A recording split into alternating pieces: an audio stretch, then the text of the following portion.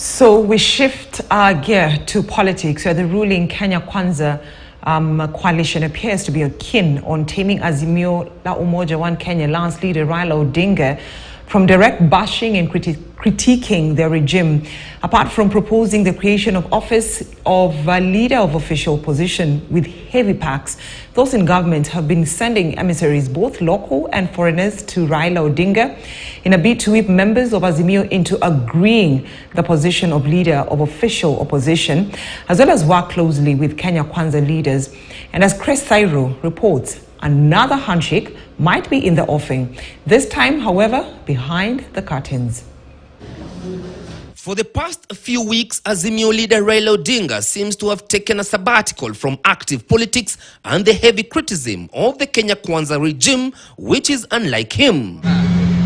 The last time he appeared in a public function was 2 weeks ago when he was in Mombasa County meeting the local leadership. However, it has emerged that there are local and international forces piling pressure on the Azimio la Umoja leader Raila Odinga to tone down and let the current regime deliver on its promises.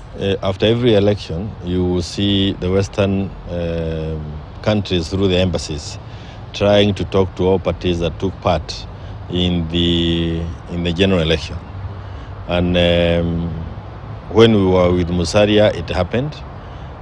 It has now happened. All those embassies will always be asking parties to work together.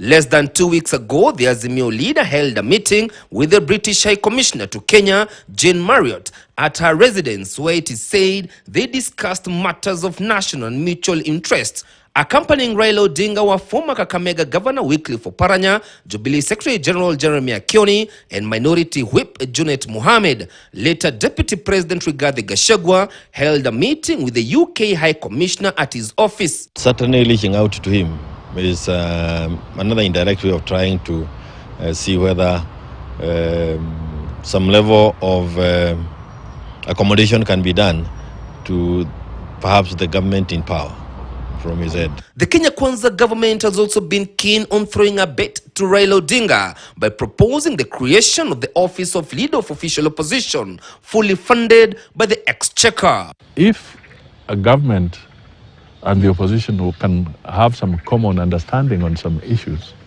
it can be done in a structured way and not necessarily in a way that you create an opposition that becomes the poodle of the ruling regime. The only way you can create that office is by amending the constitution. Anything else is cosmetic. That office need not be occupied by Raila. It is not synonymous to Raila. It is an office that will serve Kenyans even when others are long gone and we have ceased being in politics. So you support it? We support it, but it must be done as provided for in the constitution. Amujambo tena. Last weekend, President William Ruto spent 2 days in Luo Nyanza region, the political base of Raila Odinga, where he was warmly welcomed by the locals and leaders, vowing to work together moving forward. You have done well to come and talk to us, even though najua kura tulikupatia kama apuoyo, lakini hata hivyo ukaamua kuja hapa kwetu. Najua Rigiji saa zingine anasema wale walifanya wakule kwanza, wale hawakufanya wakule baadaye. Lakini Your Excellency, hapa unajua kuna watu wengi, wengine bado ni wako, walikuwa wako wa kitambo. Katika mpangilio ya serikali ya William Ruto, watu ya Homa Bay na Siaya na Kisumu muko ndani zaidi. Currently, Azimio leader Raila Odinga is in South Africa, where he has been holding meetings in his capacity as the AU High Representative for Infrastructure Development in Africa. It is said that Raila Odinga will address the nation once he lands back into the country. Chris Thairo, KTN News, Nairobi.